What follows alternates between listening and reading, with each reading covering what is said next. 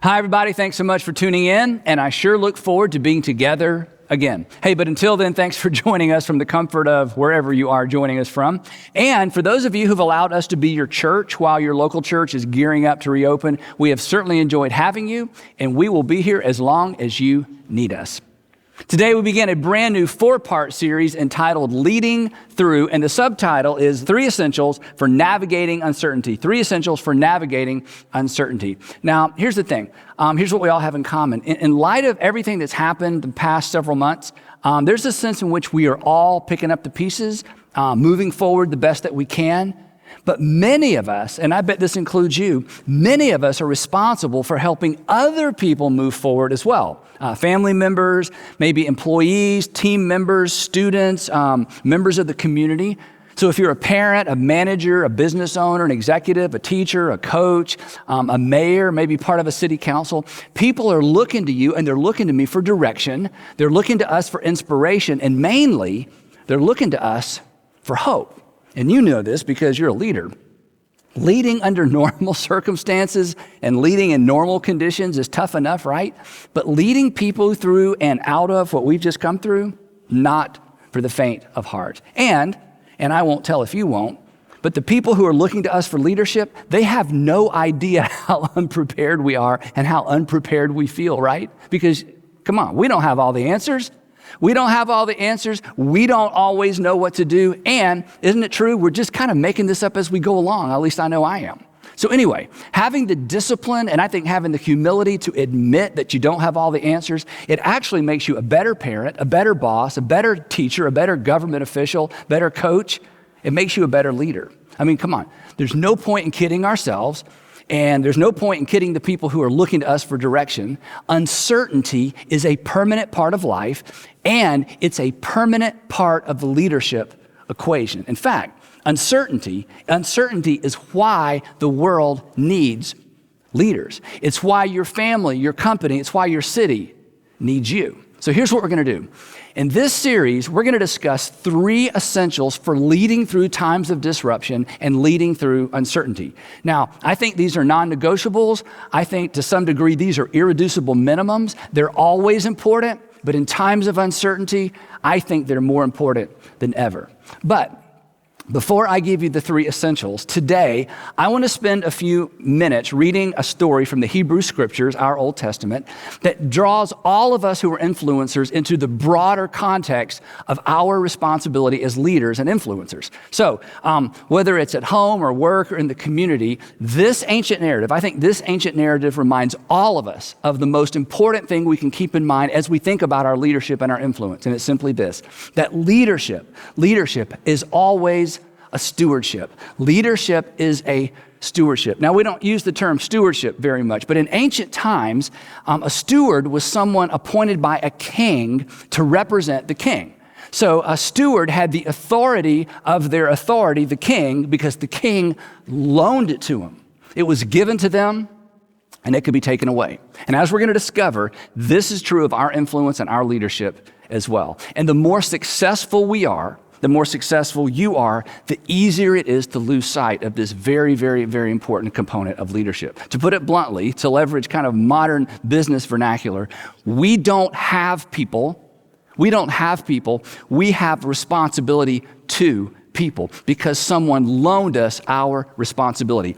All leadership is a stewardship. And here's the second part.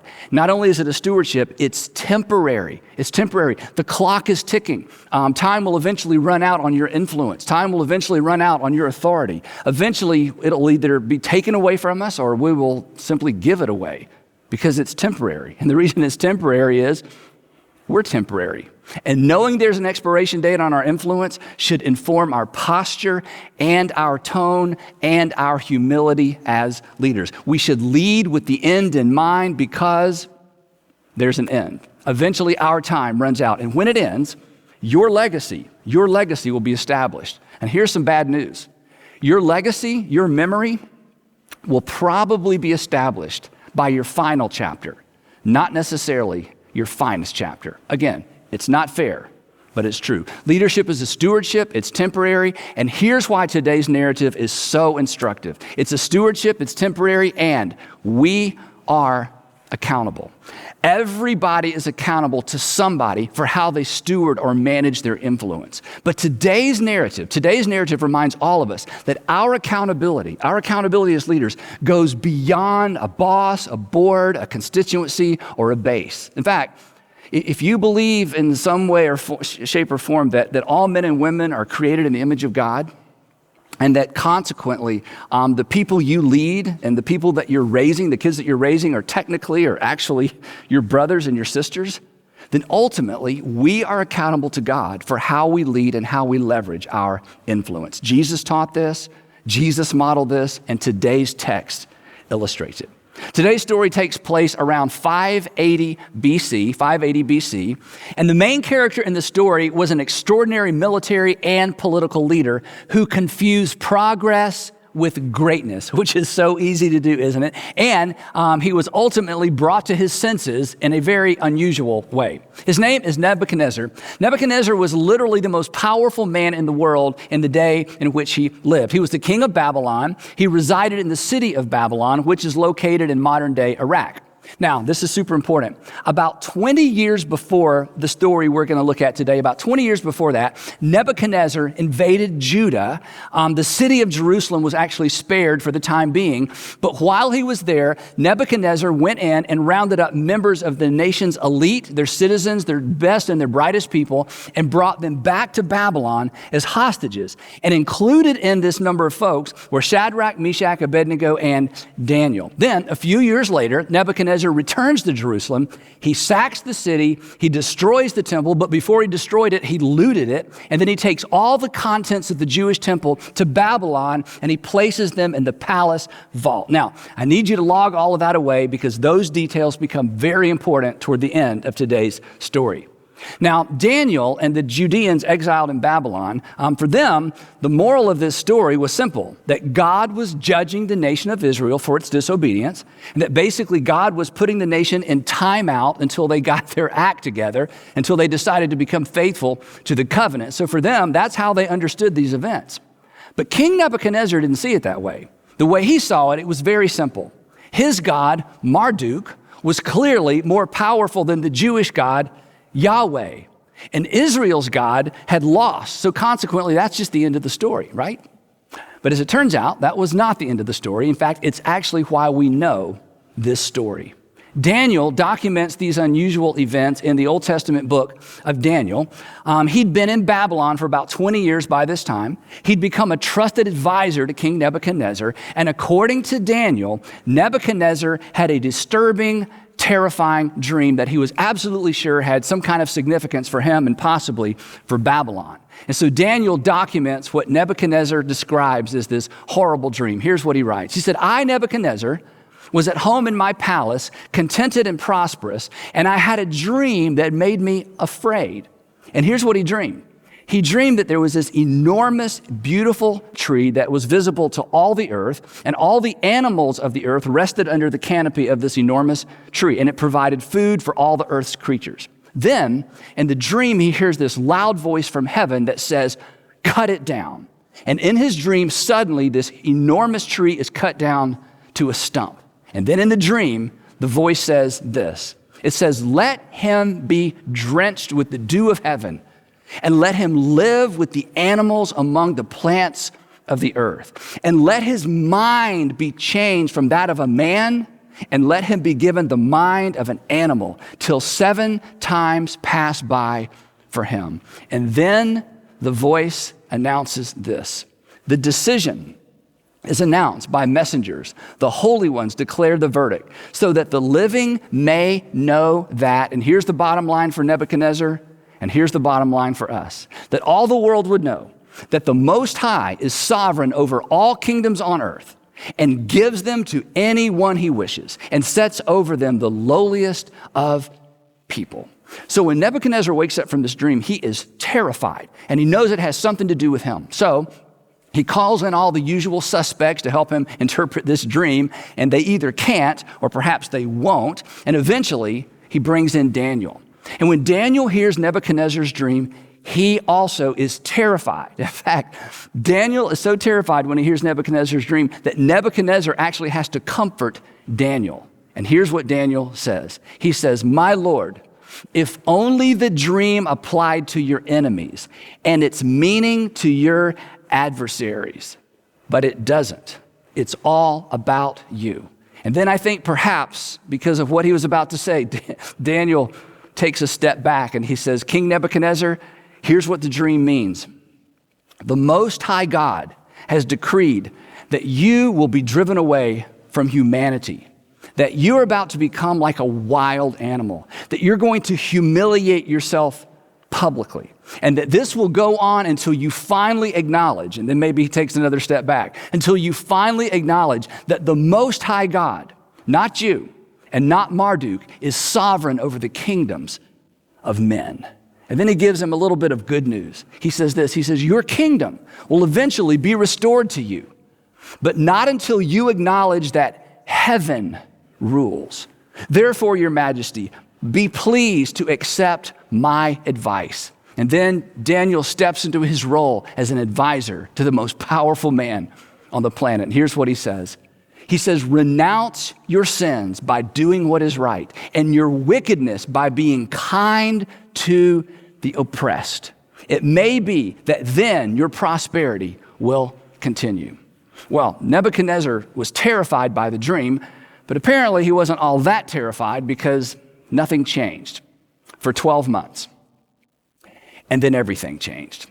12 months later, King Nebuchadnezzar was walking on the roof of the royal palace of Babylon, and he said to himself, or he said out loud, is not this the great Babylon I have built as the royal residence by my mighty power and for the glory of my majesty? And we can hear the music change, can't we? And we can pretty much guess what happens next, can't we?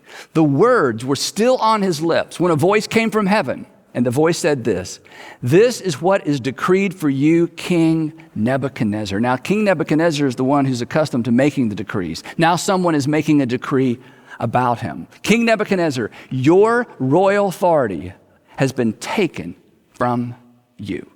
It's been taken because it can be taken, and it can be taken because it was given. It was on loan. It was a stewardship, Nebuchadnezzar. And Nebuchadnezzar, you didn't know it, but you are accountable, and you're being called to account. You made it all about you, and now you're through. King Nebuchadnezzar, you will be driven away from people, and you will live with the wild animals. You will eat grass like the ox. And seven times will pass by for you until you acknowledge, and here's the bottom line, until you finally acknowledge that the Most High is sovereign. The Most High is sovereign over all the kingdoms on earth, and he gives them to anyone he wishes. And immediately, Daniel says, immediately, Nebuchadnezzar was driven away from people, and he ate grass like the ox. His body was eventually drenched with the dew of heaven until his hair grew like the feathers of an eagle and his nails like the claws of a bird. Nebuchadnezzar lost his mind. Possibly stricken with boanthropy. Boanthropy is actually a real psychological disorder where the person suffering from it actually believes that he or she is a cow or an ox. So what happens is his attendants or his wife walks in one day and they find King Nebuchadnezzar crawling around on all fours making animal noises. They take him out to a private garden, and they try to keep this story private, and he lives there. We don't know how long, but eventually he comes back to his senses, and when he's told what happens, of course, he's absolutely humiliated. And he puts two and two together, and he remembers the dream, and he remembers Daniel's interpretation of the dream. And Daniel takes down his confession, and here's what Nebuchadnezzar said at the end of that time.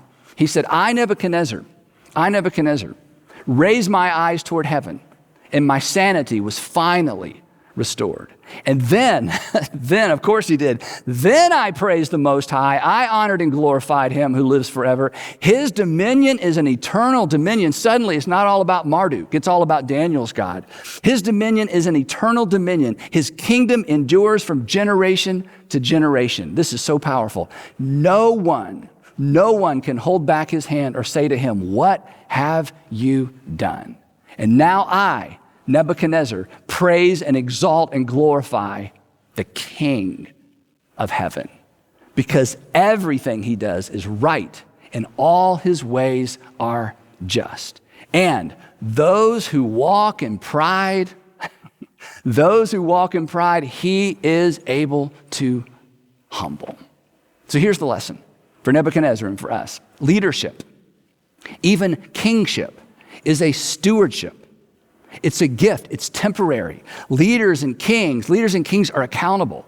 And so we dare not, this is our lesson, we dare not leverage our power, we dare not leverage our influence to oppress. Now, this whole incident with Nebuchadnezzar did not happen in secret. Wherever there were slaves, there were no secrets. And this story eventually circulates throughout the royal family and beyond. Then, follow along, 40 years go by. 40 years later, by this time Nebuchadnezzar dies. There were 2 or 3 other kings that lasted for a very short time, but 40 years later, the new king of Babylon is Nabonidus. He's the brand new king of Babylon. He's the king of Babylon, but he is no King Nebuchadnezzar. And as the glory of Babylon begins to fade, in the east, the Persians, under the leadership of Cyrus the Great, begin to flex their military and economic muscle, and Cyrus the Great sets his sights on the city of Babylon with all of its legendary wealth, and he launches a campaign of conquest and destruction with Babylon, the city of Babylon, as the ultimate prize. So King Nabonidus, who's the king now in Babylon, he put his co-regent Belshazzar in charge of the city. I know it's a lot of names, puts Belshazzar in charge of the city of Babylon. Then he and the Babylonian army go out to confront Cyrus, who's making his way toward the city of Babylon. Well, the Persian army under Cyrus decimates the Babylonian army. They capture Nabonidus and they march on the city. And Cyrus knows that the great city of Babylon, the defenses make it pretty much impregnable. But he's going to march on the city anyway. Meanwhile, inside the city of Babylon, Belshazzar, who now considers himself the king, prepares the city for a protracted siege. He reinforces the gates as the Persian army surrounds the city, and he's so confident the Persians will never breach the walls of Babylon. I mean, from his perspective, the Persian army is going to, thirst to death, starve to death, or if they stay too long, they're going to freeze to death. But there was no way they would take the city of Babylon. So, with the city's defenses set, Belshazzar decides to throw a party, a huge party. Now, in light of what happens next, it's important to note that Belshazzar was actually the late King Nebuchadnezzar's grandson. In the text, it refers to him as Nebuchadnezzar's son, but that's just the way they talk. He was actually King Nebuchadnezzar's grandson. So, here's what happened next. King Belshazzar gave a great banquet for 1,000 of his nobles. This was a big party, and he drank wine with them. And while Belshazzar was drinking his wine, he gave orders to bring in the gold and silver goblets that Nebuchadnezzar, his father or his grandfather, had taken from the temple of Jerusalem. We talked about that up top, remember? So they brought in the gold goblets that had been taken from the temple of God in Jerusalem. And the king and his nobles, his wives and his concubines drank from them. They essentially made a mockery of these sacred things that had been taken from God's temple in Jerusalem. But it gets worse. As they drank the wine, they praised the gods of gold, the gods of silver, of bronze, iron, the gods of wood, and the gods of stone. And Yahweh had finally had enough. The text says that suddenly, the fingers of a human hand appeared and wrote on the plaster of the wall near the lampstand in the royal palace. And the party stopped, right? The king watched the hand as it wrote, but he can't read what's being written. In fact, nobody can read it. The text says that his face turned pale and he was so frightened that his legs became weak and his knees were knocking. And then Belshazzar announces to everybody at the party, anyone who can read this, anyone who can read and interpret this writing, I will make them the third highest ruler in the kingdom. But nobody steps up. Now, his queen, who apparently either wasn't invited to the party or who left early, hears all of this commotion, or maybe she hears a lack of commotion. She steps into the banquet hall. She glances up at the wall and sees this strange writing on the wall, and she comes over to the king and she says, "Pumpkin," or however she referred to Belshazzar. "Pumpkin," she says, "don't be alarmed. Don't look so pale. There's actually a man in your kingdom who has the spirit of the holy gods in him. King Nebuchadnezzar actually appointed him to be the chief of the magicians, enchanters, astrologers, and diviners a long time ago. And this man has in him the ability to interpret dreams, explain riddles, and to solve difficult problems. Call for Daniel, and he will tell you what the writing means. Now, Daniel must have been in his 70s by this time. Apparently, he'd been forgotten by everybody except perhaps the queen. So they find Daniel, they usher him in. Belshazzar repeats his promises of wealth and glory and power. Daniel shakes his head. He glances up at the strange script that's, written on the plaster, and he says, you may keep your gifts. You may keep your gifts for yourself, Belshazzar, and give your rewards to someone else. Nevertheless, I will read the writing for the king, and I will tell him what it means. And I'm sure you could have heard a pin drop in the throne room as Daniel begins. And he says this, Your Majesty, he recounts a little history, puts this in context. Your Majesty, the Most High God, and here's our word, gave your father or your grandfather Nebuchadnezzar sovereignty and greatness and glory and splendor. It was a gift. Because, he says, because of the high position he gave him, all the nations and all the peoples of every language dreaded and feared your grandfather Nebuchadnezzar. But when his heart became arrogant and hardened with pride, he was deposed from his royal throne and stripped of his glory until he acknowledged, and here's the bottom line, until he finally acknowledged that the Most High God is sovereign over all kingdoms on earth, and he sets over them any one he wishes. Then I think he paused, and he looks at Belshazzar right in the eye, and he says this, But you, Belshazzar, his son, have not humbled yourself, though you knew all of this. You've heard this story before. You knew what happened to your grandfather. You've been warned. You should know better. But instead, you have set yourself up against the Lord of heaven.